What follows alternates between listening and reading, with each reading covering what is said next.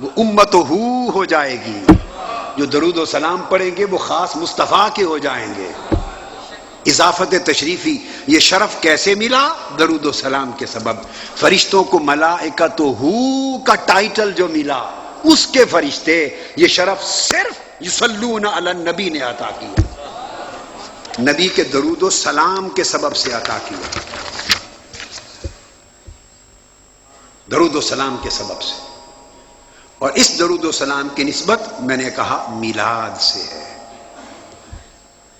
نبی پر درود و سلام اللہ کو اتنا پیارا ہے کہ فرشتے بھی پڑھیں تو انہیں اپنا بنا لیتا ہے، اور امتی پڑھیں گے تو کیا ہوگا.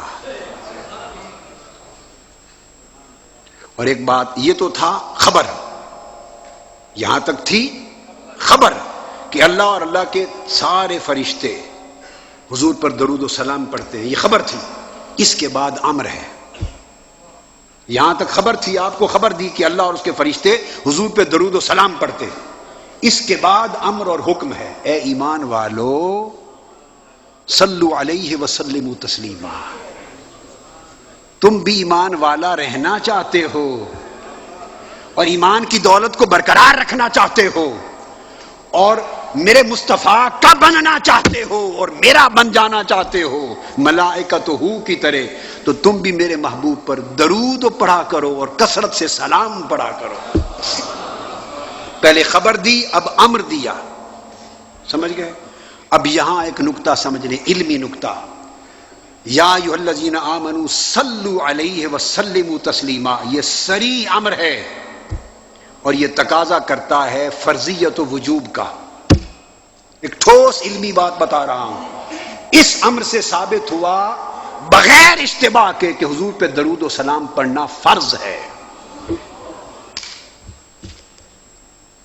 درود و سلام پڑھنا فرض ہے. یہ حکم الہی ہے، صیغہ امر ہے، یہ وجوب کے لیے ہے. درود و سلام پڑھنا فرض ہے. اب آگے چلیں. فرض ہے تو پھر کسی کنارے پہ لے جائیں گے نا اس کو.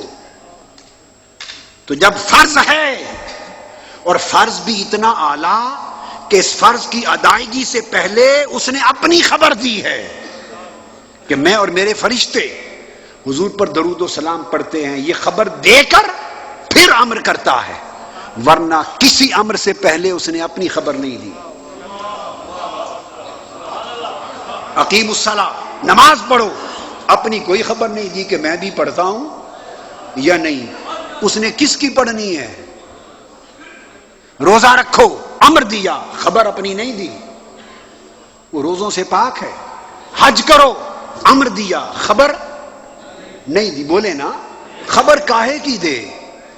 وہ روزے رکھتا ہے، وہ طواف کرتا ہے، وہ حج کرتا ہے، وہ زکوٰۃ دیتا ہے، وہ نمازیں پڑھتا ہے. اس نے کس کی عبادت کرنی ہے؟ وہ تو خود معبود ہے. اس لیے کہیں خبر نہیں دیتا، امر دیتا ہے. جب حضور پر درود و سلام کی باری آئی تو امر بعد میں دیا، پہلے اپنی خبر دی. اس لیے یہ جو صیغہ امر ہے یہ بطریق اولا اس بات وجوب و فرضیت کرتا ہے. یہ فرض ہے درود و سلام. اب یہاں جو اگلی بات میں کہنا چاہتا ہوں یاد رکھ لیں، کتابوں میں نہیں ہے یہ بھی، ہاں صرف ہے تو اللہ کی کتاب میں ہے، لوگوں کی لکھی ہوئی کتابوں میں نہیں، اللہ کی کتاب میں ہے.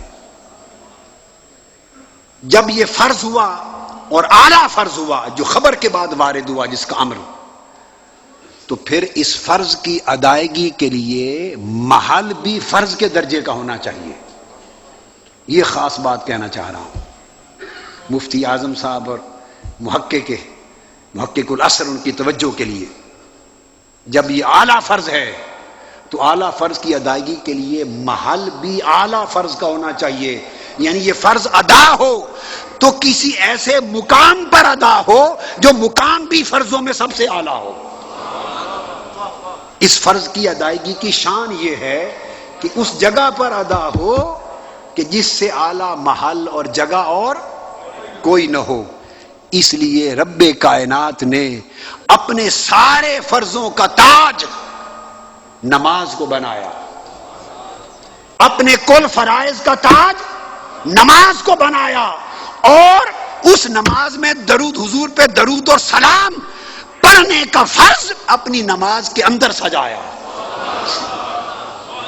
نماز کو کل فرضوں کا تاج بنایا اور حضور پر سلام کو فرضیت نماز کے برتن کے اندر سجایا۔ آپ کو سمجھ آئی بات؟ نماز کے اندر فرمایا پڑھو میرے نبی پر سلام، میرے نبی پر سلام پڑھو۔ حکم تھا یا ایھا الذین آمنوا صلوا علیہ وسلموا تسلیما، حضور پر درود و سلام پڑھو۔